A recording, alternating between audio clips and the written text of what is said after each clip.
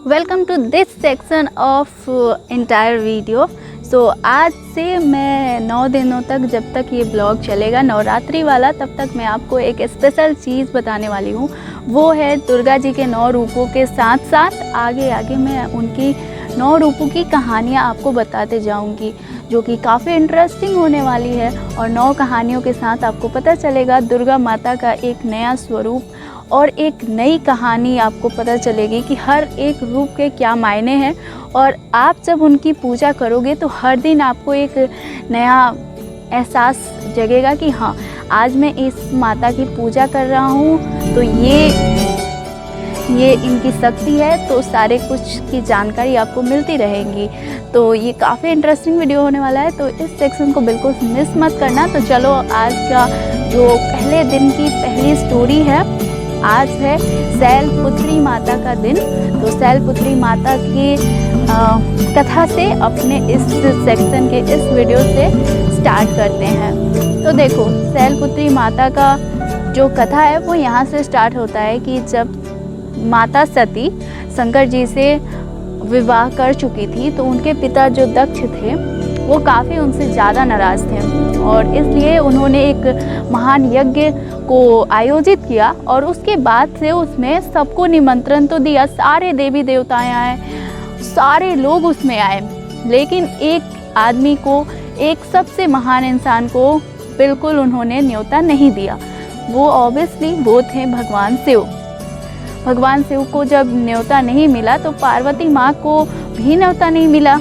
तो उन्होंने भगवान शिव को बार बार बोला कि मुझे अपने पिता के यज्ञ में जाना है, क्योंकि वहाँ सारे देवी देवताओं को उन्होंने न्योता दिया है, वो सभी जा रहे हैं, तो मुझे भी जाना ही होगा, क्योंकि ऑब्वियसली वो मेरे पिता हैं और पिता को मतलब आज्ञा देने की क्या ज़रूरत है। तो बार बार जब उन्होंने आग्रह किया तो जो भगवान शिव थे उन्होंने बोला कि ठीक है, आप जाओ।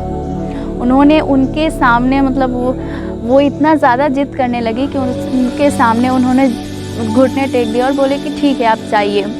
और जैसे ही माता पार्वती जब वहाँ पे गई तो कोई भी एक इंसान वहाँ पे उनकी बातें मतलब कि इज्जत नहीं कर रहा था, उनकी बातों को मान नहीं कर रहा था, फिर कोई उनका स्वागत नहीं किया।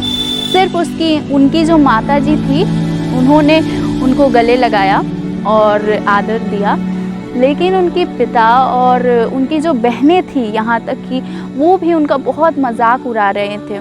उनके पिता ने एक भी कसर नहीं छोड़ी उनका मजाक उड़ाने को।